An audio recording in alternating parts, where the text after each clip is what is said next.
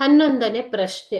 ಎರಡನೇ ಹಸಿರು ಕ್ರಾಂತಿ ಅಥವಾ ಸದಾ ಹಸಿರು ಕ್ರಾಂತಿ ಎಂದರೇನು?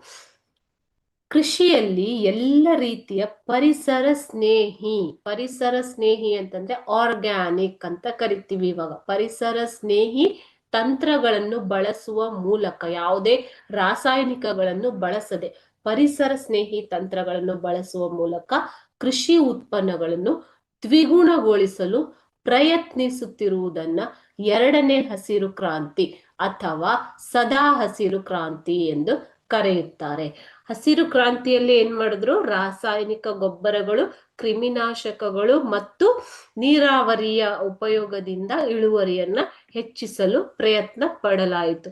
ಅದರ ನಂತರ ಮುಂದುವರೆದು ಸದಾ ಹಸಿರು ಕ್ರಾಂತಿ ಅಥವಾ ಎರಡನೇ ಹಸಿರು ಕ್ರಾಂತಿ ಅಂದರೆ ಪರಿಸರಕ್ಕೆ ಯಾವುದೇ ಹಾನಿಯುಂಟು ಮಾಡದೆ, ರಾಸಾಯನಿಕಗಳನ್ನು ಅಧಿಕವಾಗಿ ಬಳಸದೆ, ಪರಿಸರ ಸ್ನೇಹಿ ತಂತ್ರಗಳನ್ನು ಬಳಸಿಕೊಂಡು ಕೃಷಿ ಉತ್ಪನ್ನಗಳನ್ನ ದ್ವಿಗುಣಗೊಳಿಸಲು